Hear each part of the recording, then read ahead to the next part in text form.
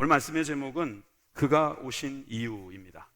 그가 오신 이유. 여기서 그는 예수님입니다. 예수님께서 이 땅에 오신 이유를 우리가 한번 살펴보도록 하겠습니다. 오늘을 우리가 종려주일이다 이렇게 말하죠. 다른 말로는 성지주일이라고도 합니다. 거룩할 성자에 가지 지자를 써서 거룩한 가지를 흔들었다. 그래서 성지주일이라고도 불러요. 그리고 어떤 교회는 호산나 주일이라고 부를 수도 있어요. 오늘 호산나 이렇게 주님을 맞이했다고 하는 거죠. 근데 호산나의 뜻을 잘 모르고 그렇게 하게 되면 여러분들이 좀 아쉽죠. 그래서 오늘 호산나의 뜻도 한번 살펴보도록 합니다. 요한복음 12장 13절에 헬라어로 호산나라고 돼 있어요. 근데 이 호산나는 원래는 히브리어였습니다. 히브리어를 쓰고 있는 유대인들이 하는 말입니다. 호시아나라고 하게 되죠. 저렇게 꼬부란 글씨로 되어 있는 게 히브리어인데요. 히브리어는 왼쪽에서 오른쪽으로 쓰는 게 아니라 오른쪽에서 왼쪽으로 쓰는 거예요. 그래서 저게 호시아, 그 다음에 나예요. 호시아, 호세아. 호세아? 그거예요, 바로. 호세아, 구원해 달라는 거예요. 여호수아, 그것도 호세아에서 나온 말이에요. 그죠? 그리고 예수님도 거기서 나온 말이에요. 호시아, 구원하소서. 그리고 나는 뭐냐면 이제, now, 지금 구원해 달라는 거예요. 할렐루야 이런 뜻이 아니에요. 이제 구원해 주옵소서. 그렇게 예수님께 외치는 그 유대 백성들의 모습을 우리는 알고 있습니다. 2000년 전에 예루살렘 성에 예수님이 입성하신 그것은 큰 사건이었습니다. 이제 저를 보여주셔도 돼요. 여러분, 많은 사람들은 예수님이 그들을 구원할 거라고 믿고 그렇게 환영했을 것입니다. 예수님이 처음 유대 지역 예루살렘으로 가신 게 아닙니다. 벌써 몇 번째 오시는데 이번엔 특별합니다. 많은 사람들이 주님께 나와서 호시에나라고 소리를 지르고 종려나무 가지를 흔들고 어떤 사람은 자기 옷을 벗어서 깔고 막 환호성을 지르고 있습니다. 여러분, 이 사람들이 3일 만에 뒤집어지는 걸 보면 여러분들은 도무지 저 사람들을 이해할 수 없을 겁니다. 저들은 나중에 예수님을 십자가에 못 박으라는 그런 민중이 되어서 예수님이 결국 그 빌라도의 결정에 따라서 십자가에 못 박히시게 됩니다. 불과 3일 만에 일어나는 일입니다. 왜 이들이 그렇게 했을까요? 그리고 그들이 외쳤던 호시에나는 아무 의미가 없는 것일까요? 그리고 그들이 도대체 그 환영을 하는 것은 그냥 어쩌다 일어난 일일까요? 아무도 그것을 예상할 수 없었나요? 그리고 그것은 우리들에게 아무 의미가 없을까요? 그럴 리가 없죠. 다 의미가 있죠. 저는 오늘 예수님께서 오신 이유를 이 예루살렘 성을 입성하시는 가운데 보여주시는 그 모습과 또 예수님께서 늘 말씀하셨던 그 내용과 함께 우리가 한번 살펴보기를 원합니다. 첫째는 주님이 오신 이유가 죄인을 부르러 오셨다 하는 사실을 우리가 기억하기 원합니다. 예수님은 이 땅에 오신 이유를 분명히 말씀하셨습니다. 예수님은 창조 시에 함께 참여하셨습니다. 성부 하나님과 함께 창조 시에 함께 하셨기 때문에 예수님도 창조주시죠. 그렇다면 이 땅에 오셔가지고 내가 한번 피조물들을 살펴보길 원한다, 구경하러 오실 수도 있었을 것입니다. 아니면 잘 되고 있는지 감찰하러 오실 수도 있었을 것입니다. 그리고 많은 사람들에게 섬김을 받으러 오실 수도 있을 것입니다. 그런데 그러지 않으셨습니다. 단순하게 말씀하셨습니다. 나는 죄인을 부르러 왔다. 여러분, 이 내용은 굉장히 충격적인 이야기입니다. 죄인에게 있어서는 너무나 큰 기회일 수 있잖아요. 죄인들은 어디 갈 데가 없습니다. 죄인들이 얼마나 외면을 당할 수밖에 없는 구조입니까? 학폭, 이거 옛날에 내가 철없을 때 했던 일인데 그것 때문에 내 출세의 길이 막힌다. 여러분, 저는 그 피해자도 불쌍하지만 가해자는 덜 불쌍하지만 솔직히 말하면 둘 다 불쌍합니다. 왜 우리가 그들을 그렇게 교육을 못 시켰을까부터 시작해서, 여러분, 우리는 모두가 다 죄인이라서 사실 이 죄인이라는 것을 알고 있는 사람들은요, 사실 굉장히 고통스러울 수 있어요. 그런데 놀라운 소식이 바로 예수님이 이 땅에 오신 이유는 죄인을 부르러 오셨다는 거예요.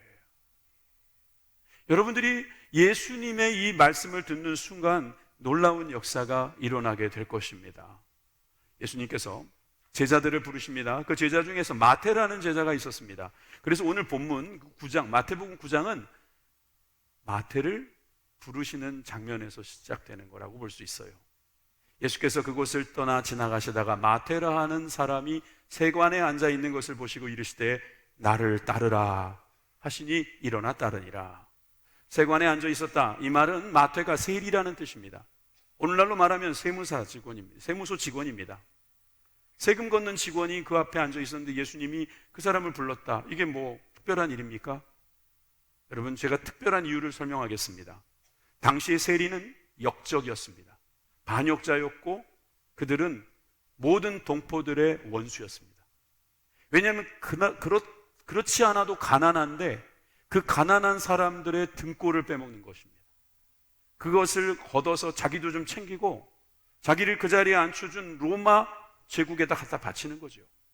그러니까 사람들이 그들을 볼 때 어떻게 봤겠습니까? 저들은 인간도 아니다 이랬을 거예요. 그러니 여러분, 얼마나 이들은 사람들에게 놀림을 받고 외면을 당했겠습니까?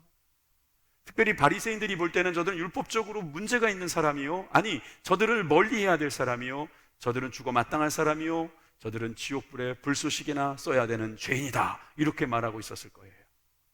그런데 예수님은 그를 제자로 삼고 계십니다. 예수님은 세리를 좋아하신 것 같아요. 이 마태, 제자, 마태복음도 쓴 제자, 이 마태만 세리가 아니라 우리가 잘 아는 삭개오도 세리예요. 그는 세리 중에 장이었습니다. 세리장인 삭개오가 예수님이 오신다는 이야기를 듣고 어린아이처럼 그 얼굴을 보고 싶었던 겁니다.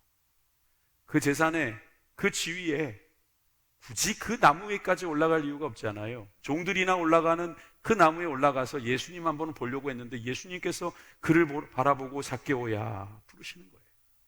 얼마나 충격이었겠습니까?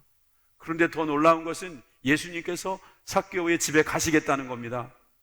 이 놀라운 일은 이를 끝나지 않습니다. 집에 가서 같이 음식을 먹고 있는데 삭개오가 뭐라고 그러냐면 내가 내 재산의 절반을 가난한 사람들 위해 쓰겠습니다.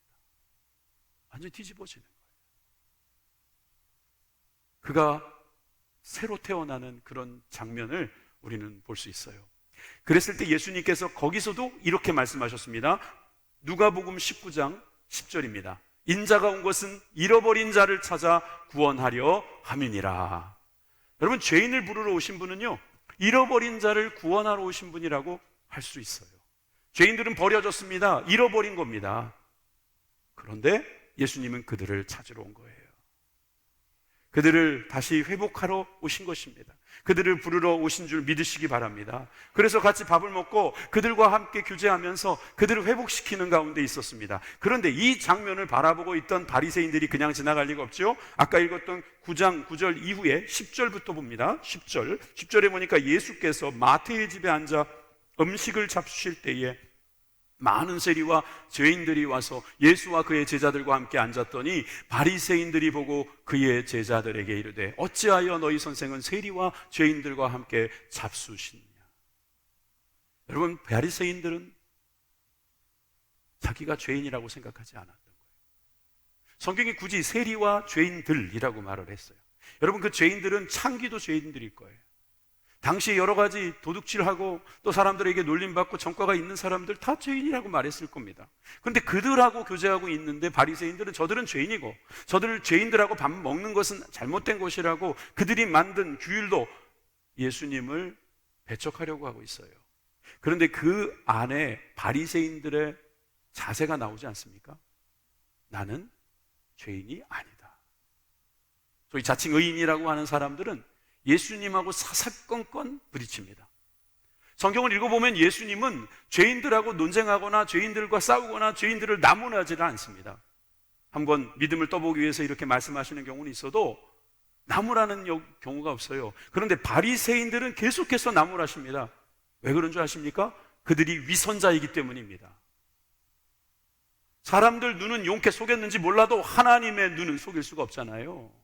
하나님이 보실 때는 그들도 죄인인데 그들이 스스로 의인이라고 살고 의인이라고 죄인들과 멀리하고 있으니 예수님이 어떻게 그렇게 지나가실 수 있겠습니까? 예수님 그래서 9장 13절에 분명히 우리들에게 말씀하고 계십니다. 나는 의인을 부르러 온 것이 아니요 죄인을 부르러 왔노라. 네가 의인이니? 네가 자칭 의인이야? 그럼 난 너랑 상관없어. 나는 죄인을 부르러 왔거든. 그 얘기입니다. 혹시 이 자리에 나는 의인이라고 생각하시는 분들에게 제가 감히 말씀드립니다. 여러분들이 의인이라면 여러분들이 예수님과 상관이 없습니다. 죄송합니다. 오늘 잘못 오셨습니다. 여러분들은 의인들은 그냥 혼자 잘 사시면 됩니다. 계속 의인이 되십시오. 비아냥거리는 것이 아니라 여러분 예수님은 그만큼 의인과 죄인의 분명한 우리들의 생각을 우리들에게 던지고 계신 거예요. 그래서 이렇게 설명도 하십니다.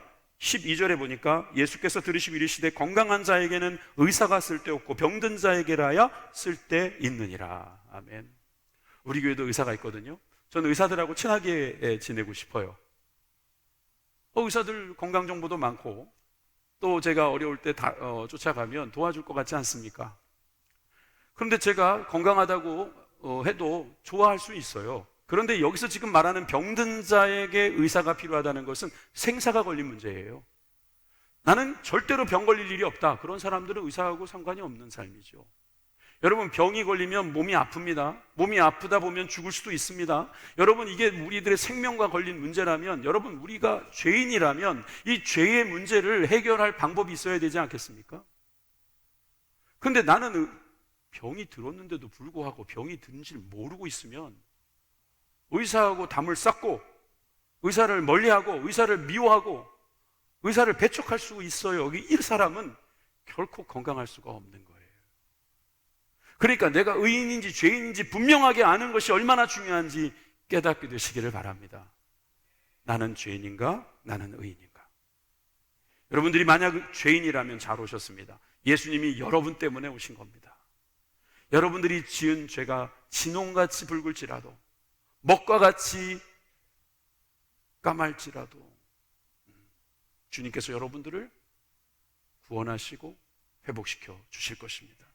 여러분 이 믿음을 가지고 있다면 우리는 예수님께서 우리들에게 주신 사명도 알 수 있어요. 예수님이 죄인을 부르러 오신 것처럼 우리들에게도 그 죄인과 연관된 일을 허락하셨습니다. 이사야 42장 6절의 말씀입니다. 다 같이 읽겠습니다. 시작. 나 여호와가 의로 너를 불렀은즉 내가 내 손을 잡아 너를 보호하며 너를 세워 백성의 언약과 이방의 빛이 되게 하리니. 할렐루야. 주님께서 여러분들을 의로 부르셨다는 거예요. 예. 여러분들을 불렀어요. 그래서 세 번째 태어나는 거라고 그랬잖아요. 그래서 우리가 주님께서 불러주셔서 우리가 백성의 언약, 우리들에게 주신 그 언약을 가지고 이방에 나아가서 이방의 빛이 되라고 말씀하고 계신 거예요. 사도 바울은 그곳에 순종하여서 이방인들에게 나갔던 거고, 여러분 우리들도 마찬가지입니다. 이방인이었고 우리는 이제 예수님을 믿어 의인의 칭함을 받고 하나님의 자녀가 되는 권세를 얻었습니다. 그런 다음에 우리가 무엇을 해야 되느냐? 이방의 빛이 되어야 될 줄 믿습니다. 이것은 바로 죄인을 부르러 오신 예수님의 계획과 연결되어 있는 것입니다. 내가 죄인이었는데 용서받고 의인이라 칭함을 받고 보니 불쌍한 사람들이 생기는 거죠. 그 사람들에게 나아갈 수 있고, 그것이 바로 우리들이 해야 될 일이라고 성경은 말씀하고 계신 겁니다. 여러분 예수님은 이런 말씀도 하신 적이 있습니다. 마태복음 20장 28절입니다. 다 같이 읽습니다. 시작. 인자가 온 것은 섬김을 받으려 함이 아니라 도리어 섬기려 하고 자기 목숨을 많은 사람의 대속물로 주려 함이니라. 아멘.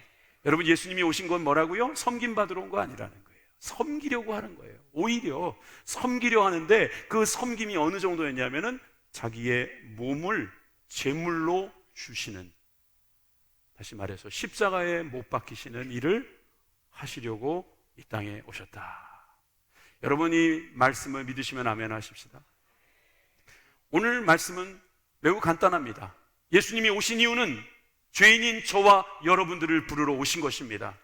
주여 나를 구원하여 주옵소서. 여러분 이렇게 주님 앞에 호산나 노래하시기를 주님의 이름으로 축원합니다. 두 번째, 그가 오신 이유는 긍휼을 베푸시기 위해서 오셨습니다.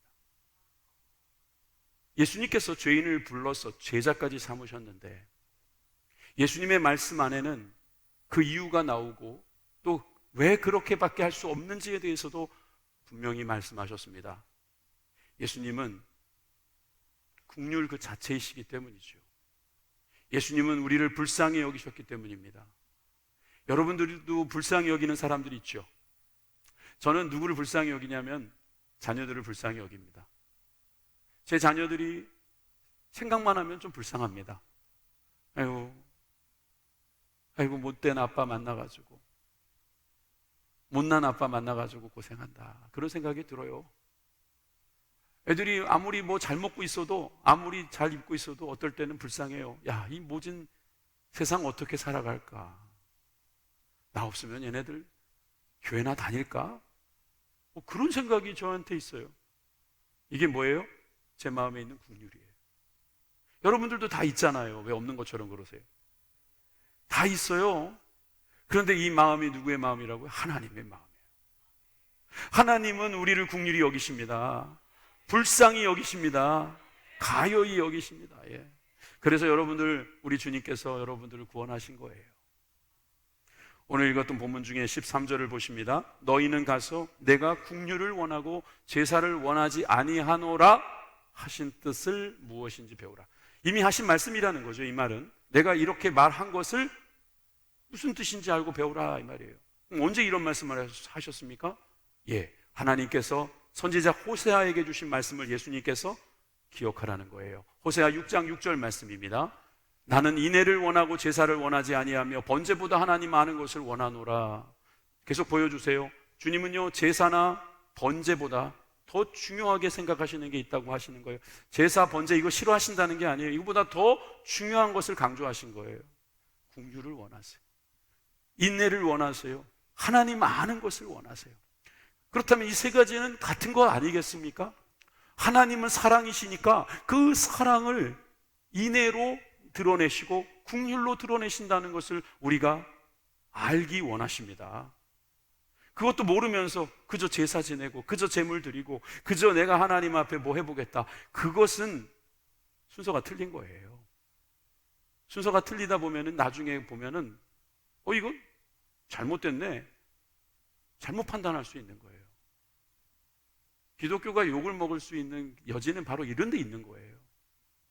마음의 인애나 긍휼과 사랑이 없는 상태로 행위만 강조하고 이것을 가지고 어떻게든 좀 선하게 보이려고, 시간이 지났으니까 좀 변화해야 되는 그런 부담감 때문에 나도 모르는 사이에 바리새인이 되어가고 있다면 주님께서는 우리에게 또 말씀하시는 거예요. 내가 긍휼을 베풀기 원한다. 내가 너희들에게 긍휼을 주기 원한다. 이 기가 막힌 건 뭐냐면요, 내가 너희들에게 긍휼을 원한다가 아니고요, 내가 너희들에게 긍휼을 베풀기 원한다는 거예요. 주님이 우리에게 긍휼을 베푸시는 거 보면은요, 우리가 어떻게 긍휼을 베풀지 않을 수 있겠습니까? 주님이 하시는데, 주님의 자녀인데, 주님의 백성인데, 그렇게 되는 거거든요. 예수님의 성품이 어떠하신지 성경에는 곳곳에 기록되어 있는데 바로 이 종료주일날 우리가 제대로 또 알 수 있어요. 확실히 알 수 있어요. 예수님의 성품, 대표적인 성품, 바로 겸손입니다. 예수님께서 예루살렘에 들어오실 때 사람들이 이야기하는 것처럼 왕으로 들어오신다면 흑마나 백마를 타고 오시면 어땠을까요? 멋있잖아요. 아주 그냥 진짜 폼 좀 날 겁니다. 그런데 예수님께서 뭘 타고 오세요? 나귀를 타고 오시는 거예요. 그냥 잡힌 동물이 나귀라서 타고 오신 건가요? 그 당시에는 나귀가 유행해서 타고 온 거예요? 아니에요. 성경 말씀을 응하려고 그랬던 거죠. 마태복음 21장 8절에서 9절 말씀해 보니까 나귀와 나귀 새끼를 끌고 와서 자기들의 겉옷을 그 위에 얹음에 예수께서 그 위에 타셨다 그랬어요. 그리고 또 8절에 보니까 그들이 겉옷을 길에 폈다고 말하네요. 여러분, 이 전통은요, 예후왕 때부터 이어진 거예요. 내 옷, 내 몸을 깔고 가세요, 밟고 가세요. 이 말은 나는 당신의 종입니다, 당신은 나의 왕입니다, 이런 뜻이에요. 그렇게 예수님을 그렇게 대우하고 있습니다. 또 8절 후반부에 보니까 다른 이들은 나뭇가지를 베어 길에 깔았다 그래요. 이 나뭇가지는 뭘까요? 요한복음 12장 13절에 보니까 종려나무라고 되어 있어요. 종려나무가 뭔데요? 난 그게 뭔지 모르겠네요. 여러분, 저 화면을 잘 보시면 뒤에 배경에 있는 나뭇가지 보이죠? 저게 바로 종려나무예요. 야자나무라고도 하지요. 영어로는 팜트리라고 합니다.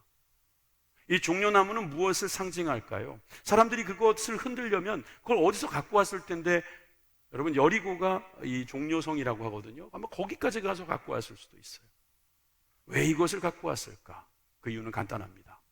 종려나무는 승리를 상징하기 때문에 그래요. 혹시 여러분 황금 종려상이라고 들어보신 적 있죠? 예? 기생충이라고는 들어보셨나요?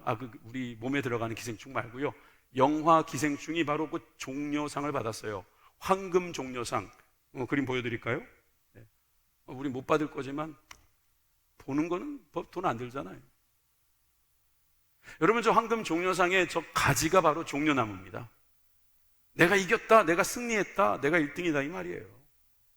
월계수, 월계관 이것만 승리의 상징이 아니라 이 종려나무가 바로 그 당시에 승리의 상징을 이야기하는 거죠.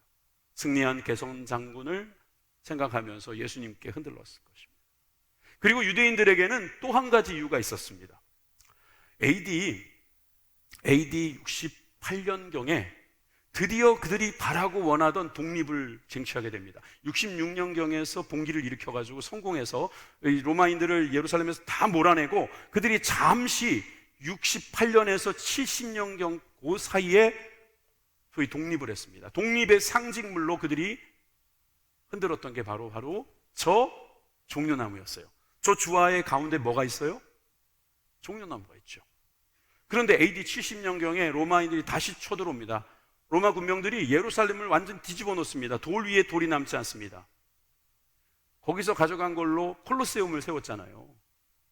그래서 반란 기념 동전을 만들었는데 저기 보면 가운데 뭐가 있어요? 종려나무가 있어요. 저 뒤에 누가 있어요? 유대인들이 울고 앉아 있잖아요. 그리고 앞에는 우리가 이겼다 이거예요. 독립이라는 상징물, 이 종려나무를 예수님을 향해서 흔들었다는 것은 유대인들은 지금 독립되기를 원한다, 승리하기를 원한다, 이런 뜻이 될 것입니다. 물론 그렇습니다. 예수님께서는 승리하실 것입니다. 죽음을 이기시고 우리를 구원하실 줄 믿습니다. 그런데 그들이 생각했던 독립은 유대의 독립이었습니다. 땅의 독립이었고 그들의 생활의 독립이었던 것입니다. 그런데 예수님께서는 그런 독립을 성취할 수 있는 인물일까 하는 의구점이 보이기도 합니다. 왜냐하면 그분은 너무 겸손하신 거예요.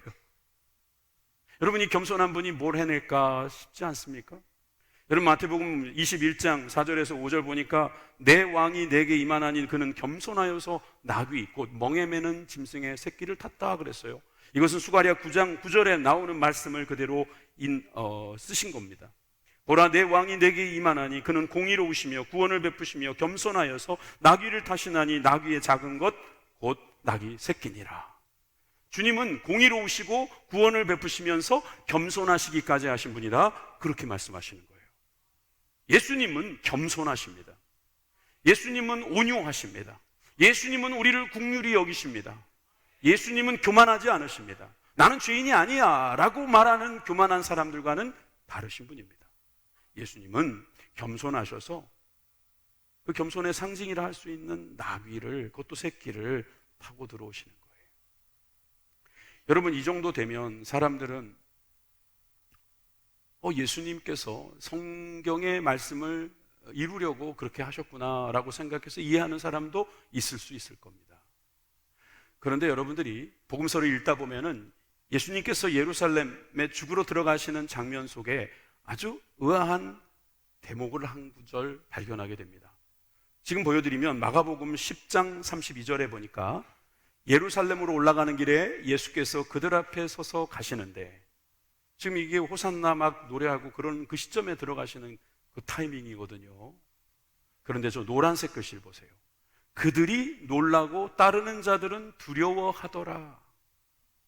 이에 다시 12 제자를 데리시고 자기가 당할 일을 말씀하여 이르시되, 여러분 지금 이 순서도 바뀐 것 같고 굳이 없어도 되는 구절이 있는 것 같고, 그리고 이 내용 자체가 좀 어렵습니다.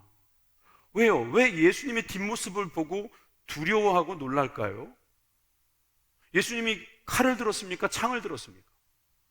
예수님이 많은 폭도들을 이끌었고 또 선동했습니까? 그것도 아닌데 왜 두려워하고 놀랐을까요? 예수님의 그 뒷모습에서 도대체 어떤 힘이 느껴졌을까요? 왜 사람들은 예수님의 그 모습에 놀랐을까? 그 말입니다. 그랬을 때 33절에 예수님께서 하시는 말씀이 나옵니다. 보라, 우리가 예루살렘에 올라가노니 인자가 대제사장들과 서기관들에게 넘겨짐에 그들이 죽이기로 결의하고 이방인들에게 넘겨주겠고 그들은 능욕하며 침뱉으며 채찍질하고 죽일 것이나 그는 3일 만에 살아나리라 하시니라. 예수님은 사명을 내려놓지 않으셨습니다. 그 사명을 위해서 묵묵히 걸어가셨습니다. 이 모습이 두려운 거예요.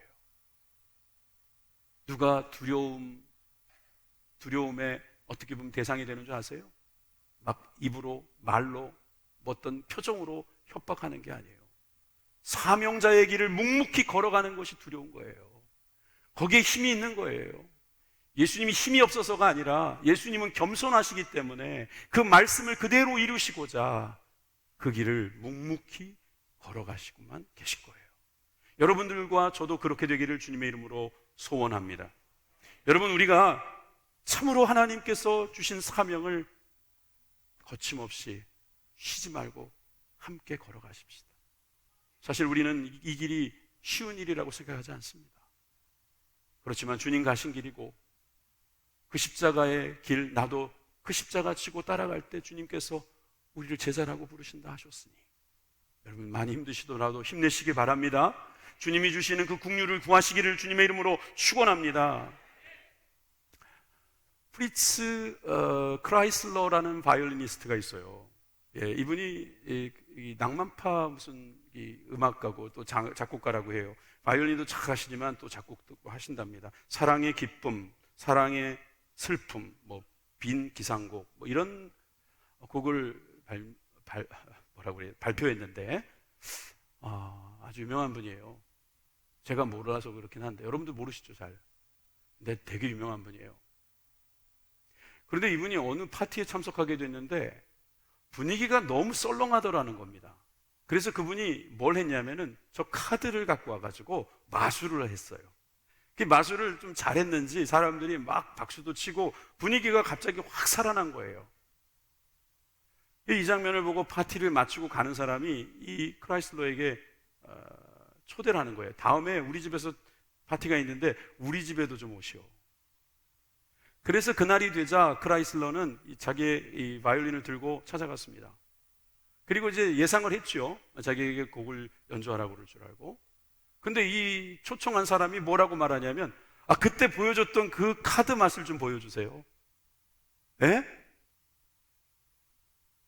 그 사람은 말은 못하고 내가 얼마나 유명한 사람인지, 내가 이 곡을 연주해주면 여기 있는 사람이 얼마나 좋아할지를 모른다는 사실에 아마 놀랬을 거예요.